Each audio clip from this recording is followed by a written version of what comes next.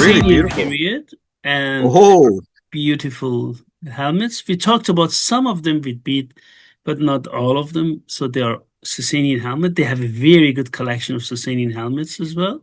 We're going to show them one by one. And one thing which is very interesting, gauntlet, Sasanian. But we talked about it with Bede, I think, separately once on this channel. oh yeah, yeah. But these are particularly good photographs. So I mean, it makes it Yes. really stand out. And these are old.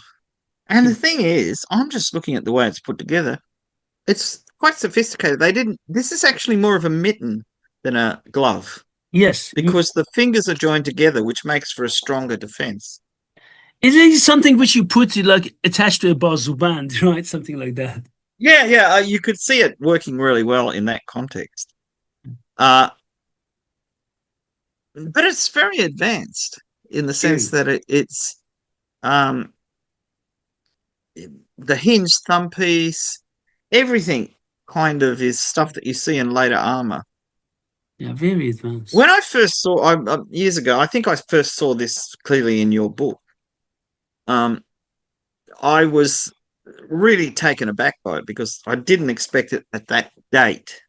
I mean, we know the Romans were making articulated armor and things like that, but this is very, very sophisticated in And its when you structure. know that, okay, when you know that, okay, I'm not saying everyone used that, but when you see that, then you understand why some of the swords don't have more protection or like, Oh yeah, yeah. I'm sure this would be excellent protection because again, when it wraps around, I mean Yeah. the the whole of that four fingers are enclosed in this articulated thing. When your hand is closed and your thumb is pressed against it, it would be hard to get in. I'm not saying people couldn't, Yeah. but it would be a great advantage, I think, Yeah. depending on how heavy and clumsy it is and how big your hands are. I mean, people with big, strong hands would find this probably quite light and easy to Yeah. manipulate.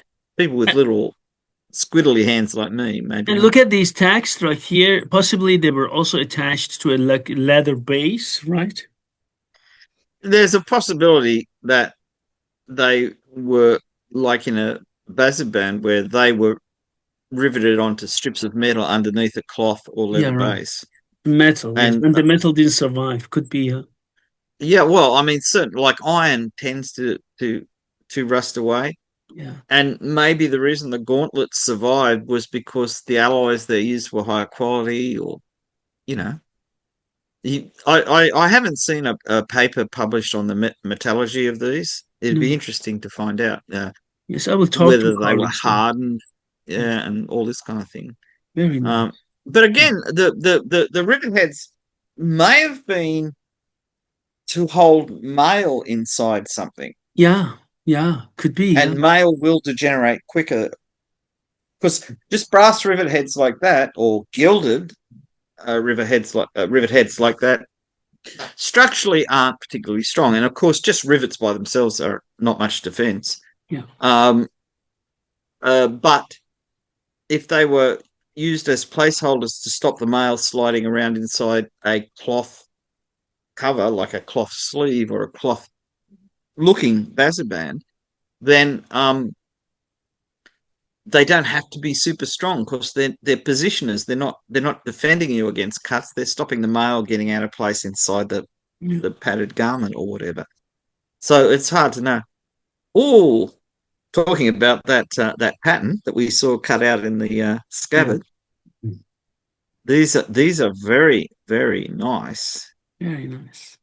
And you can see structurally how they're put together. So two rivets holding the so-called P shape to the scabbard, and then the two central parts, which are the peened over ends of the staple that the sword strap goes to. Let me just show better pictures of it so we can, take a look at that. Okay. Oh, that's nice. Swords will come later, so we can, here.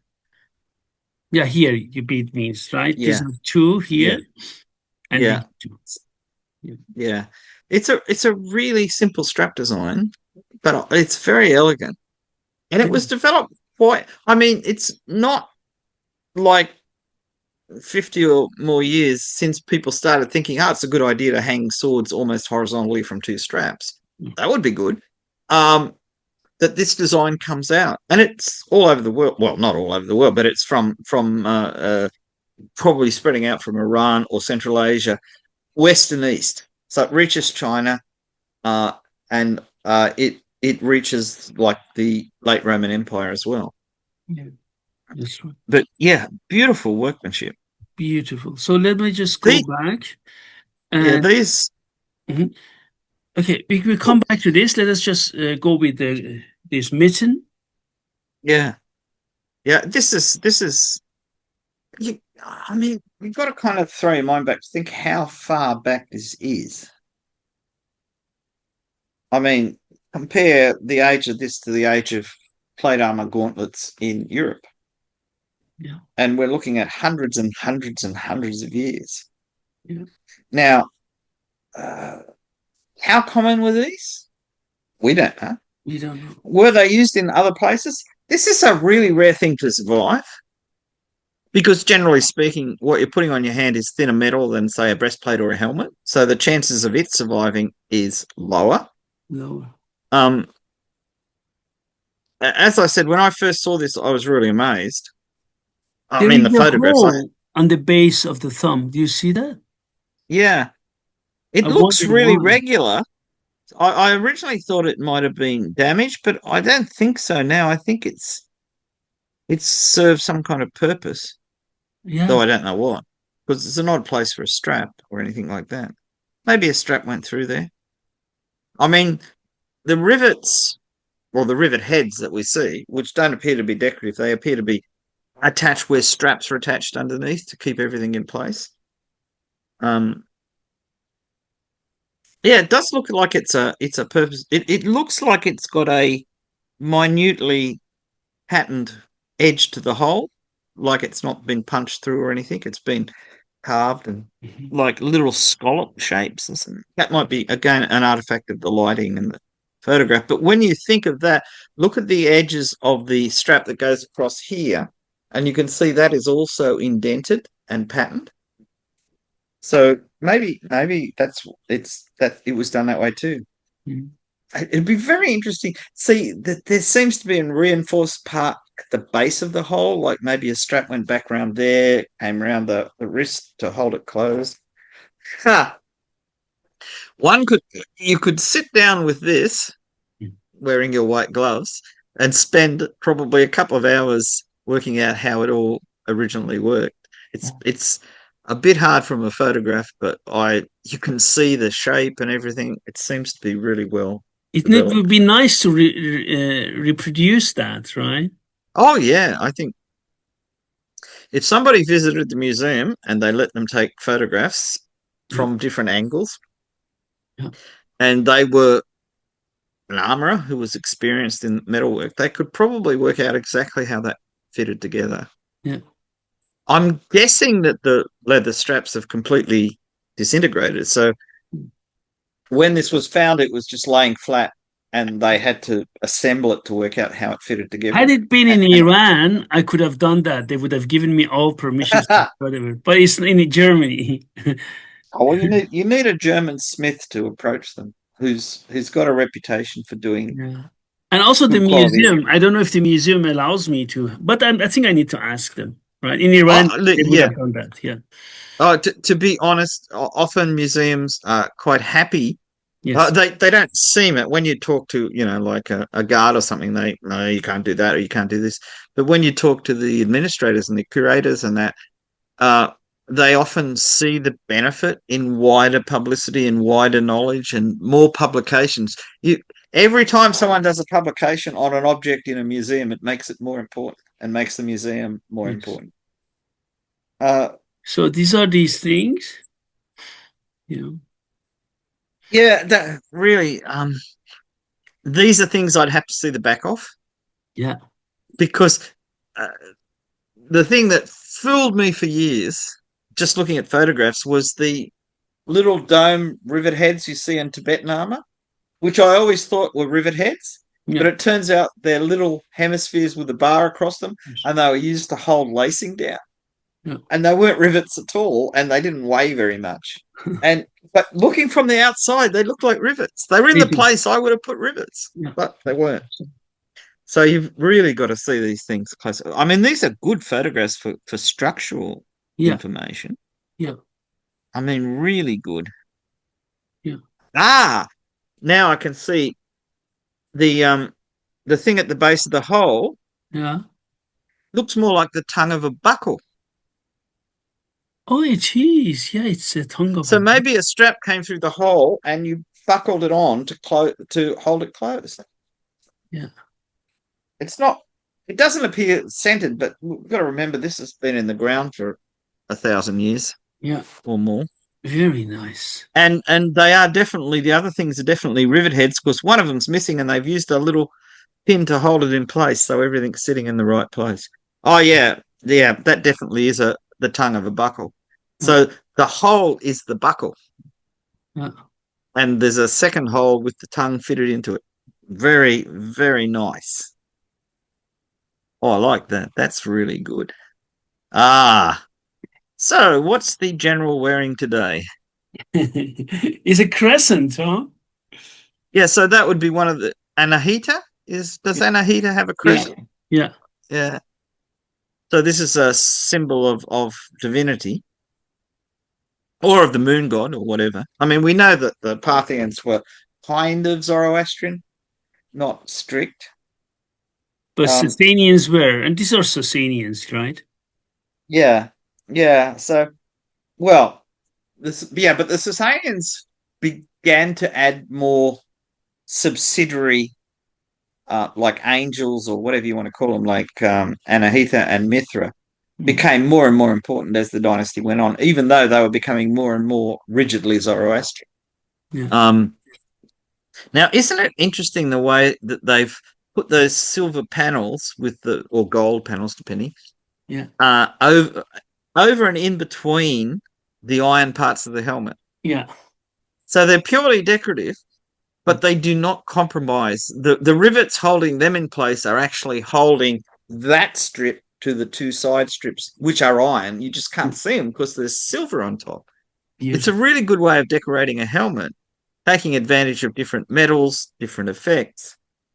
And those helmets, you look at the way that the shape of that central piece, how it's raised up, that would be really a strong structure. And it's more shaped to the shape of a human head, which turns out isn't perfectly round, but tends to be flat on the sides Yes, and round it's at the not. side. Yeah, This is a good shape for a helmet. it is. So, yeah, I mean, these are somewhat like Spangen helms, Yes, but different. different. Yes. Yeah, because the structure is in those big plates. And Yes. it's interesting when you see it from the side. So this is um a 4-piece with 4 underpieces, so an 8-piece helmet plus the brim. Yes. Some of them only they don't have the side strips. They just have, like the side pieces are in one go. This would be a very strong helmet. It appears to have a little toggle at the top to take a plume or some kind of decoration. They're never going to find it, but I'd love to see how they padded them and how they held them on. Maybe they'll find a statue one day. Yeah. And this is another one. It's a smaller one. You see that? Yeah, and you can see structurally they're related to each other, but a different design. Yeah. The tall, high hat-shaped one, and then this bowl-shaped one, which is more like a Yes. uh, Yes. Very it's more beautiful. like a later helmet, really. It's really quite sophisticated. These low helmets are much more practical than the tall helmets, I think, because they don't get in the way as much. Um, and you can see, I'm just trying to. It appears to me that Mm. there's a line of rivets going up the central strip of iron on the in the center picture of it, Yes. which would imply that piece of iron there. So there's a piece of iron going over the top, Yes. and then there's a silver strip covering that to hold the dome, the hemisphere that holds the plume holder. Yes. I'd say that these are made of smaller pieces of metal that are riveted to internal strips of metal to hold everything together. You see that in later helmets. I mean, it's not a thing you see this early in very many places. I don't think, from what I've seen. See, I haven't seen this helmet before, and I'm really quite impressed I by it. think it is this helmet, Beat. I read also a scientific article on that. I hope I'm not getting confused, but I think it's this one because it has a special shape, unlike others which are tall. And they said this one doesn't have an iron or bronze base, it has hardened leather base. Oh, really? So that's what that is. Yeah. Ah, If my memory doesn't fail me, but I think it was this one. well, hardened leather is quite useful, and I mean, the bit of flexibility in it might be a help if you got hit on the head. The other ones are designed to deflect. The taller ones are designed to deflect. But I mean, you wear a helmet because you don't want to get your head damaged, and I think these all would work. Yeah, I honestly don't know. If my memory It, it, doesn't fail me, but I need to oh yeah, mention yeah. Well, there's a lot of helmets, so but it. yeah, that could be the remains of leather. In which case, they still could be rivets, um, or they could be embossed to match the This ones, you embossed. mean? Let me show it to our viewers. Excuse me, this Mm, one. yeah, those ones. Yeah, Yeah. they could be stitches, but I look, I would have to see that up close. I don't think they're going to let me. Um, the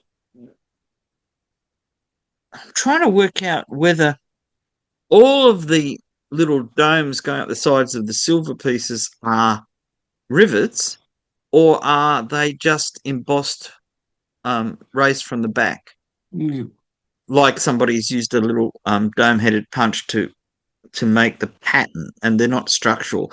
Like the on the helmet on either side, those rivet heads are structural, holding the thing together. Yeah. I honestly, the ones up towards the top where you see them from the side, they look like they're real rivets, but it's really hard to tell from a photograph. Functionally, really interesting though. I Yeah. think, Here we and have this whole pictures. mm, see, it's like using silver on helmets like this is interesting. The Romans tinned their helmets to make them silver looking. Oh, And my guess is that these belong to important people, so they use real silver. of course. Um, It's not normal soldier, of course. I mean, it yeah. You're somebody from one of the noble clans or something like that, because the Sasanians kept the seven Now great families. imagine an army which gives every foot soldier and cavalry helmets like that would go bankrupt within how Well, long? yeah, yeah. Well, this is it. Yeah, and even rich people going into battle would use very thin layers of silver, because if you lose your helmet, you don't want to lose a fortune. No, I mean they often wore jewelry and everything into battle. So I Yeah. mean, yeah, who knows? Once you're dead, you don't care what happens to it. Look, Pete, this is the other side of it. Yeah, this I for some reason, and I can see how closely related it is to the other helmets. But on the other hand, it reminds me of three-plate Japanese helmets of the late Sengoku Jidai period in Japan, where they made these helmets were two side strips and one front to back strip. Yeah. I mean, it's not an idea that was commonly used. Yeah. Pardon me. And I'm looking at oh yeah, this is getting really confusing. It's beautiful. Yeah, It's really beautiful. from a design point of view, this would be a very impressive helmet if you saw it. And they've done things with it that are really interesting because the way they've positioned the silver plates or the covering plates, Yes. they want to bring out the strip in the front, the strip at the back, Yes. and a thin strip down either side. Yes. Yeah, this is Again, some other pictures, but also we yeah, talked about them. The two types yeah, of helmets there. yeah. This is really. I'm guessing that front plate on the helmet on either side is iron as well, because look at the way it's pitted. Yes.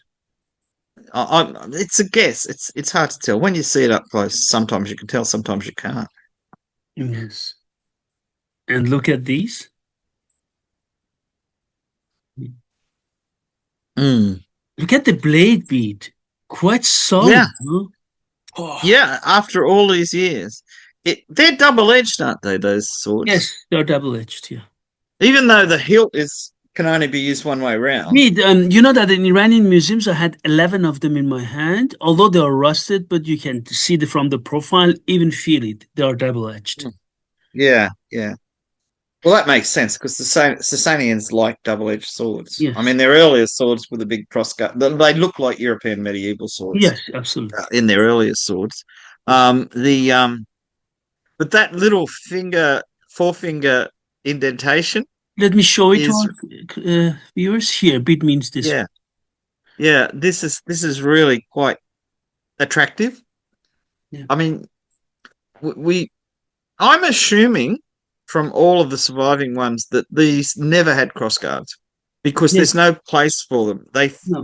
The top of the hilt fits into the top of the scabbard And very Bead, look closely. at this. Together with this, then it makes sense, right? You understand what I mean? Yeah. Oh, yeah, yeah. Because you would have full hand protection if you were using that together, the gauntlet and the sword. I might point out the really beautiful gilded buckles in the left hand side there. This I one? often This one? Yeah, yeah. I bought a buckle of Dr. Grayson many years ago, and Mm. he said it was Sasanian, and he said he'd had it um verified. It's bronze. And the thing is, looking at those buckles, they're identical, and the ones to the front where they have the little straps, Yeah. that's what's sitting under the square panel behind the buckle. And Mm. mine is just like that. And I'm thinking to myself, how lucky was I? Bead, Because imagine someone, okay, some of them are missing with this sword, helmet, armor, gauntlet, mitten, and all, and riding on a horse. What an impressive sight! Oh yeah, yeah, and there's a fair chance if they're putting gilding on their helmets and silver. I wonder if they gilded their mail as well because they like the Sasanians often are shown with big ring mail, Yes, and that's the kind of thing people used to gild. yeah, Um, I'm pretty certain they could have done it if they wanted to, but oh yeah, looking at those, I mean, you can imagine. So you've got the regular cut, you've got the back cut. yes. Yeah, these are nice, and that finger. I wonder if that's to aid in thrusting or to positioning. I think it's more to position, so you know exactly where the sword blade is. The blade seems to come to a point, but not a Point, long, yes. narrow point. Yes, Yeah, narrow I think point. probably more for slashing with the occasional stabbing. Yes. But I love. I mean, the sheer opulence of those scabbards. Do you I mean, remember one of our colleagues, American colleagues, she did a metallurgical analysis of one of them from Central Asia, a Sasanian sword. Hmm. excavated there, and then this was the early indication of patterned crucible steel. I believe it. Yeah, Yeah. because this sword clearly was a very valuable sword to start off with. You don't put. I know that there's kind of late period court swords and that in Europe that are purely meant to be decorative. They do put real blades in them, but they've got dragons and lions and all this kind of stuff. Yes. But this, it's got a lot of metalwork on it, but it's still a really practical looking sword. Yes. And as you say, with a gauntlet, it's probably quite effective to use. See, I love these handles. I love the decoration on these. The pommel cap looks like a hat. Mhm. Well, yeah, it seems to have two little rivets on the top. Yes, it does. Yes. Yes. Yeah, Yeah, here, let yeah. me That's our viewers. and What, yeah. yeah. I was also looking at the pommel. Look how it's kind of like square, and then it comes in, Mm, and then you've got the it. My hand's going up the screen. I'm not doing a good job of this, but I there's definitely the three fingers fit in there. The index finger fits there.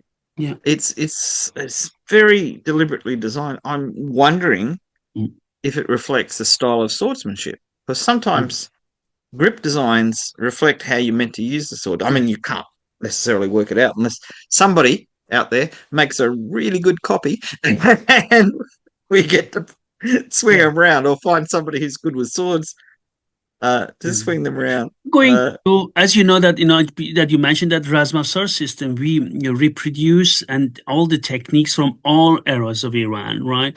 But for that, what you said, we have access to lots of shamshir and also later period swords. That's what we practice as experienced martial artists. But to do this experimentation with Sasanian sword, we need a real reproduction of such a handle first. Yes, and also I have all the Yeah. dimensions, of course, from Iranian. Oh, yeah. Well, this is it. I mean, there are craftsmen out there that can do it, but they do better jobs if they see the original. Yes. And your opportunities to handle them in Iran, that gives you a feel for balance. Even though the sword, you know, part of the metal is gone because of rust and things like that, often that balance survives. Yes. It And does. as I say, I've the oldest sword I've ever handled was Mitanni from 1400 BCE. Ah, And it was remarkably nice. The blade was only about that long, and it had one of those handles where the grip was hollowed out to put pieces of stone or ivory in, but they hadn't. And it struck me, even in the earliest days of making swords, people knew how to make them feel right for whatever purpose they had. I mean, I wouldn't know how they. I assumed they were used with shields as well. Um, but you know the difference when you pick up a sword that's not well made. yeah. There's a kind of and I'm not saying sometimes swords are meant to be tip heavy and not tip heavy and all this kind of stuff. They've got purpose in their balance, but generally you can feel if they were made by somebody who thought it was just a slab of iron, and you grind away the bits that aren't sword like Guys, sculpting swords. just 1 point for our Yeah. viewers. I put these three books because you can see also in this newer book of mine, you can see measured and pictures of Sasanian swords with full measures. That's the reason I put that. Yeah.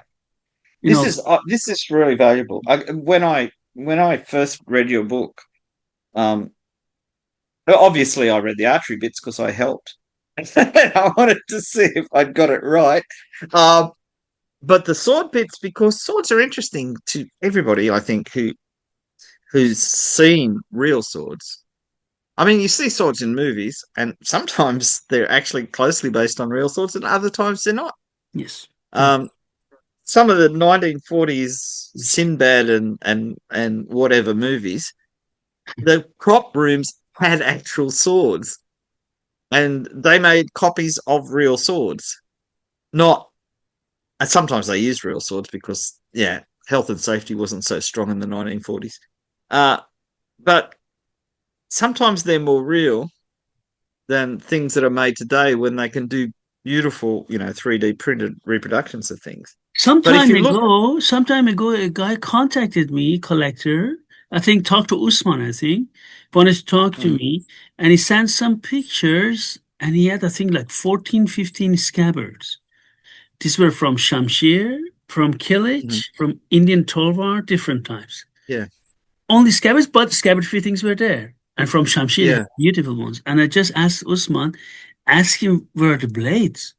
And the guy said he bought them back then. That's not because you said it, it reminded me of him. That's why I'm bringing it up. Yeah. There was a movie, and back then they used real swords. And Yeah, yeah. so after it was finished, they put them on the auction. And in order, I think, to make more money, so if my memory doesn't fail, I keep forgetting, they sold the blades separately and the scabbards separately. Oh, yeah. Something like that, if I remember it correctly. So this That that gentleman has a collection of 14 scabbards, which are beautiful. But the question which I had, who collects only scabbards? You look, I'm not well, saying the fittings because you can collect the fittings, right? But the whole yeah. scabbard, without sword. Well, honestly, I bought a sword once because I thought the scabbard would be a really good thing to own. And it was only when we took the sword out of the scabbard we realized the sword was really good as well. Oh, okay. But yeah, it's interesting. I see there's two little like rivets going through Here. the hilt there. Uh and I'm Seems they're wondering if loosened, right? yeah, I wonder if they're a repair. Maybe in its life the hilt became a bit loose and somebody said, "Oh, we'll just get some gilded little rivets and hammer them in little nails or something." Because I assume underneath that originally there would have been a wooden grip, Yeah. and then it's covered with the decorated silver and then gilded or whatever. Yes. But yeah, these again, they're just so nicely made. The you see how on the edge of the hilt it appears to be ribbed. Yeah. Yeah. So for a comfortable, more non-slip grip. So there's a fair amount of design in that. Again, my eyes are drawn to the buckles on the right, Yeah.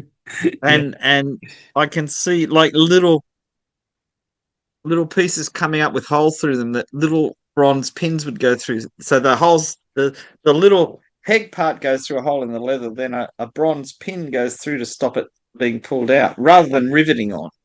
I've got a Byzantine buckle, fourth, fifth century, and the fittings on that are exactly the same. The Yeah. one I've got of this type of buckle, which has its square plate as well, I can't remember. It's in a cabinet over there. I'll have to get it out tomorrow and have a look at it. But these kind of outrageous buckles that were clearly meant to show off Yes. always amuse me. Mine's huge. I mean, it's for a belt that wide. But I wonder if they're sword belt buckles. Yeah. I Could don't be. think so. They're too bulky. I think you want your sword belt buckle to be Next time something you can I put go it. there, I'm going to take lots of pictures of them as well for you. Yeah. Oh no, I'd love that because I'm not just interested in the weapons, but on how you wore them. And I mean, people wore belts, so it's important to know how they work. So, It's really good looking stuff, though. nice. I do a pattern like that on leather as a background pattern, and it really works well. You did it. Ah, the same pattern? Yeah, similar. It's more. It's got a few extra little lines and that in it because you can just buy stamps to do the leather work, and I look for stamps that look like traditional designs. Oh. So I mean, I could have 100 maps of Texas stamped into a quiver, but it wouldn't really look as good as something like this. And Can you have a stamp made for you so you stamp larger? oh yeah, you can have.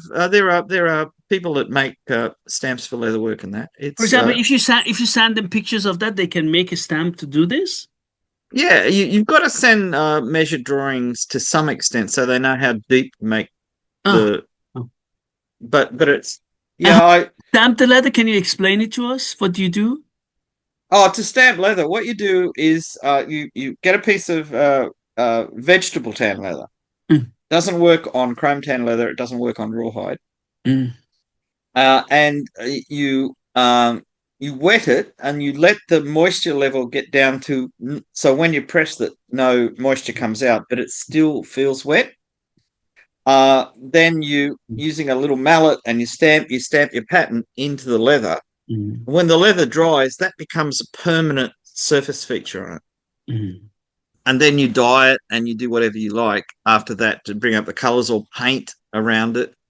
Um, I had a friend once and she made a quiver and she delicately embossed flowers and a phoenix like a simurgh on the Mm, quiver and then delicately painted the details to bring it out even more so it's almost three-dimensional. mm. And it works really well. And old stuff is done that way. A lot of the surviving stuff is quivers and bow cases are generally embroidered or appliqued, but there's quite a few embossed ones as well. And embossing in places where you would have thought it would be difficult to get leather that was thick enough. So there's ones from Turkestan and places like that. So the whole idea is quite well known. Of course, rich people had things like this done. Yes. Uh, I mean, the technique is remarkably similar because you have little stamps Yeah. and little kind of flat faced chisels that you bevel around to get it. Oh, this is a really good shot of the point. Yeah. It's a really solid blade. Yeah. Yeah, I mean, again, to have survived that long is amazing Amazing. because we're looking at the earliest probably 500s, Yes. maybe. Yeah, because this was probably they started using swords like this after the Ephthalites conquered part of eastern Khorasan. Yes. Like the reign of Havad, something like that. Yes. So these are the latest technology at the time. Yeah. It's such a long time ago. Yeah. Indeed. 1,500 years in the ground, 1,400 years in the ground, 1,300 years in the ground. Yeah. I think that's right.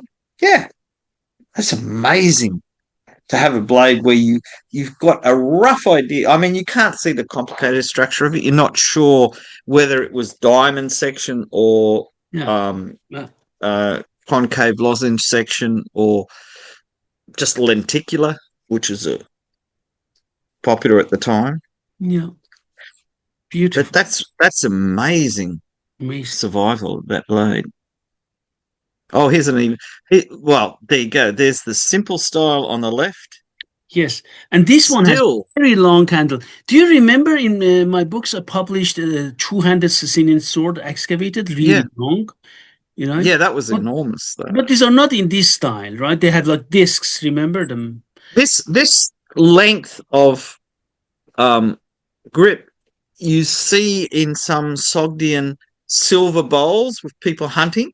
Yeah, you're You right. see swords with very long grips like this, Yes, you do. and this is clearly uh, proves that they weren't making it up. No, no. I Please mean, take a look, Pete. I mean, okay, I should have made them next to each other, but look at this one-handed one, and look at the yeah, look how large it is. yeah, and this is again when I saw the embossed bowls, I Mm. thought, is this real or is it an artistic kind of? Yeah, We've thinned it out and made it longer because the Romans made weapons smaller in their sculptures, yeah. like in Trajan's column, and that all the weapons are smaller than real. And I'm thinking, did these people in Sogdia make the swords look longer and thinner? Mm. Even in the paintings from Pienjacant, the handles are often really long like this. And clearly, it's a real thing. Yes. Oh, these are beautiful.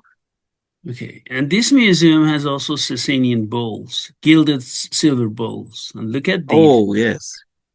Well, the one on the bottom left, it's so rare to see any sculpture of a horse where its head's being pulled back and turned.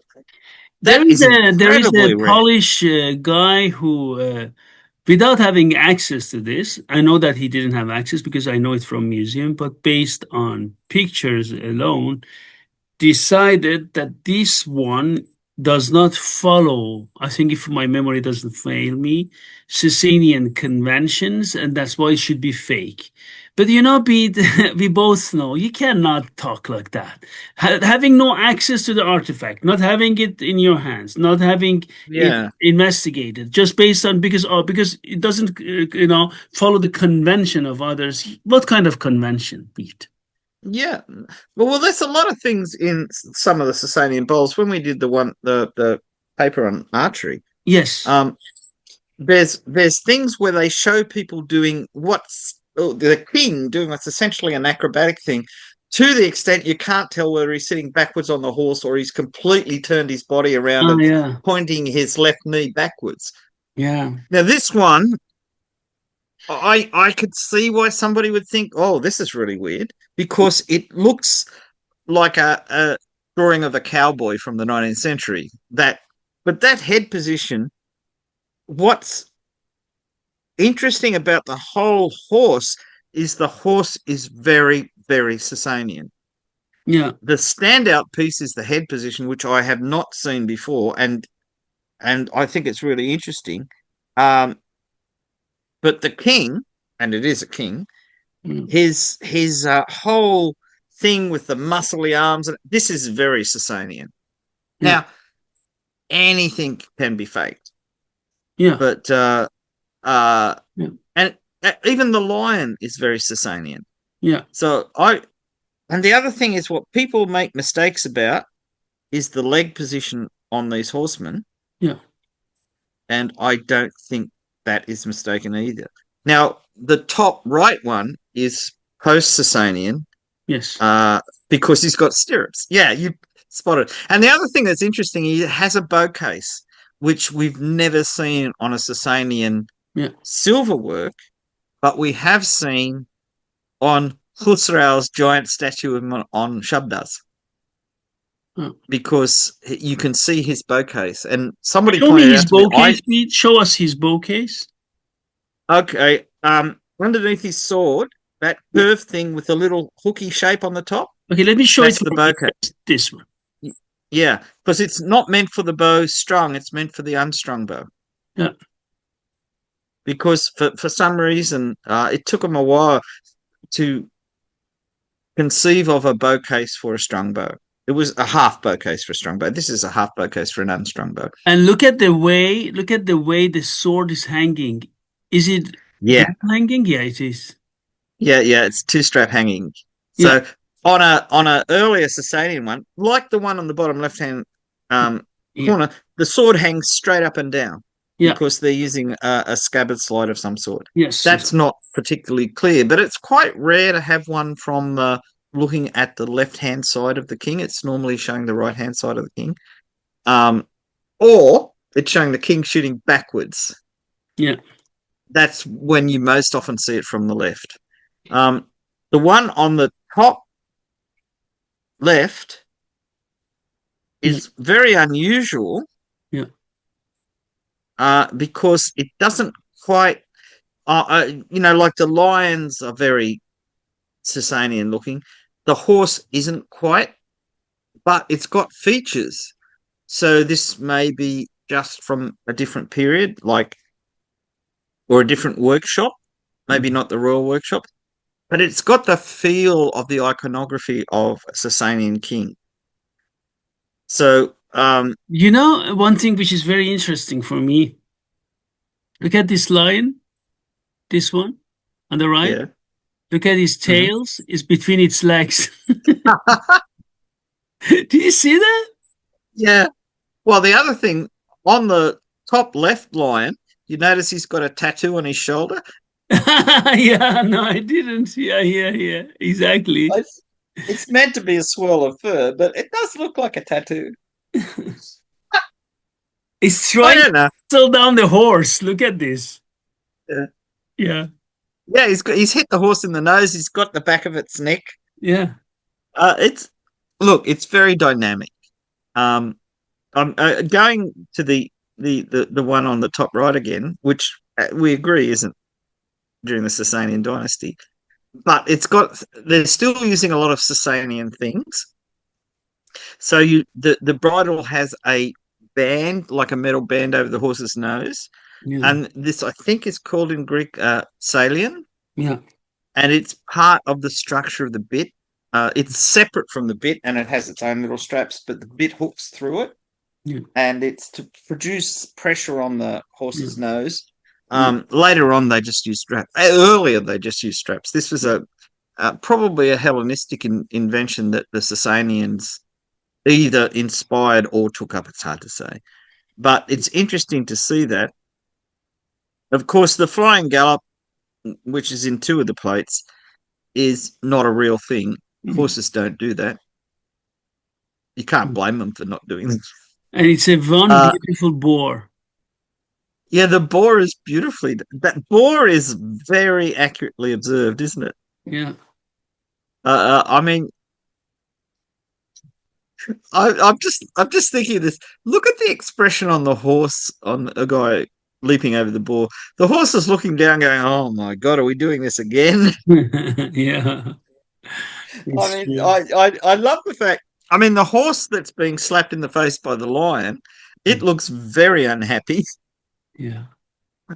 Its eyes are popping out. It's really unhappy. Yeah. But on And the other hand, I think it's planted its forefeet on the hindquarters of the other lion to make sure it doesn't do anything bad. indeed, look at Uh, the close-ups. Now it's get better to look at them, right? yeah, yeah, this is much more readable. You can see.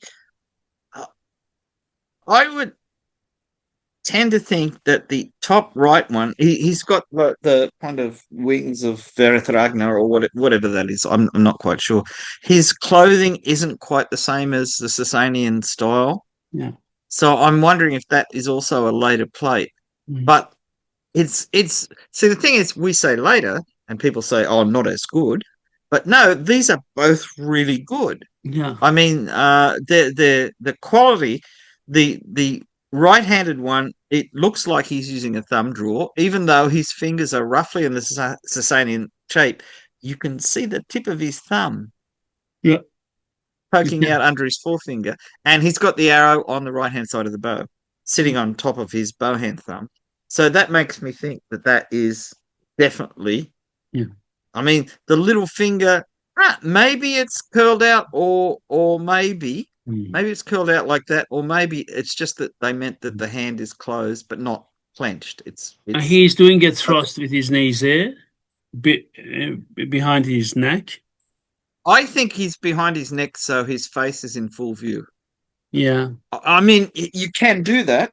It's a real thrust, but I think they just didn't want to have the spear going across his face because Look you at don't the want to. beard and the face. It looks so Achaemenid. It's got it, and he's got earrings as well because Yes. rich But they people. were fascinated by Achaemenids. We know Sasanians were really, Oh yeah, and bear in mind in Fars you could just go and see the carvings. yeah, yeah. So it wasn't like they I mean, Persepolis itself was underground. Yes. It was under the sand and stuff, but the carvings on the tombs of Darius and Xerxes and whatever, that was there. Now this is really interesting when you get up close, Look at the because handle of the sword. that's what I was thinking of. That's the crossguard is totally normal. The handle looks like it's a almost like a lion's head pommel or something. I don't know. But the point is that occasionally in Sasanian rock carvings, you see odd-shaped handles on swords. Yes. Also bird shaped sometimes. Yeah. Yes, yeah, and I'm just wondering if that's what it's meant to be. Yeah. I'm a bit confused about the bridle. The top strap. See, there's a cushion Yeah. carving that shows two straps to the same ring on the bridle. So we think in terms of, say, in European writing, you have one rein pair goes to snaffle, the one with the little rings, and one rein goes to the curbs, and you get a double bridle. But this, they only had a single bit, and so the double bridle, I think the lower set is to hold the horse's head in place when you're not holding the reins, Yes. because he's holding two rein straps. He's not Yeah. holding the double bridle, No. and in his right hand, he's probably holding a spear, stabbing downwards at the line, because you can just see the point of it appearing below the horse's leg, and Uh, in his hand, you can, yeah. This yeah, is what we see in miniatures as well. We have seen talked about yeah, the yeah, same move. Remember, Bede, from yeah, Afshari exactly, period on Safavid. Here you mean? Yeah, you're mm, right. That's it. You can follow the line right into his hand. Yeah. yeah. And Yeah. the other thing is that, unlike the later one where the rider is using stirrups, he's not using stirrups here. His toes are pointed down, which is typical of the Sasanian riding style. It's I get the feeling that Mm. the decoration, the horse decoration, like the straps and that, is a bit confused. So maybe this is again not from the main royal workshop. Yeah. Um, Yes. but the having the horse's head pulled around Yeah. is really striking. Yes. Very. And I think, look, if it's a later, very much later one, and they've tried to do Sasanian and haven't got it quite right, Mm. um, well, hooray. But I think it's a very effective sculpture. Now, Mm. close up, you can see he's got a Mm. step crenellated crown. Yeah. Um, whether that's a particular king's crown, I don't know, because Sasanian crowns are often diagnostic of which king it is. Yes. Absolutely. It's really interesting. Yeah. Oh, here we've got. They did like their falcons and their hawks. Yeah. Isn't See how simple that is and how effective it is? Beautiful, aren't Uh, they? yeah, I mean we've just done simple little scallop lines with little circles or little dots in them, and the wing feathers are just these swirls of lines, but it's really effective. And look And at this is almost like heraldry, isn't it? yes, look at this one. Oh, that's a beautiful one. Yeah, it's like heraldry. See, yeah, yeah, it's got. Oh, I wouldn't be surprised if these had kind of heraldic meanings. Remember, that you see on I think it's on Husrael's horse. There's decorative. Oh no, maybe on Ardashir or Chapeau, the first horse, they had decorative repeated patterns, which were probably some kind of heraldry of some sort. I'm just going Yeah. to get a drink. My mouth is getting a bit dry, but yeah, that's amazing stuff. I like that a lot. Did you Seeing like those that? swords Did close you up, the yes. artifacts? They're beautiful, huh? Seeing the swords close up, and those helmets. I Yeah. mean, really, they're beautiful helmets. They Even are. after more than what, uh, 1400 years, something like that. Yes. They're really, this museum has really, and then, okay, again, besides the first part we talked about, Mm. migration period, Viking, now Parthian, Sasanian, they have really lots of artifacts. Okay, I did only arms and armor, but they have from each culture tons of other artifacts. This Mm. museum is rich in history. They have so many items. Yeah, yeah. See, this is. I mean, Germany's in many ways a treasure trove because a lot of early archaeologists came from Germany. Yes, There was a lot of scholarly interest in yeah, old cultures. yes, So, but that goes on even to later stuff because the LEIZA albums in Berlin, these yes, beautiful Persian miniature paintings made for the Ilkhans, yeah, um, so early, so high quality. yeah. Um, so it's not surprising that there are good things in German museums. Yes, that's right. I mean, it's not surprising that a lot of the early archaeological work was in German as well. Yes, absolutely.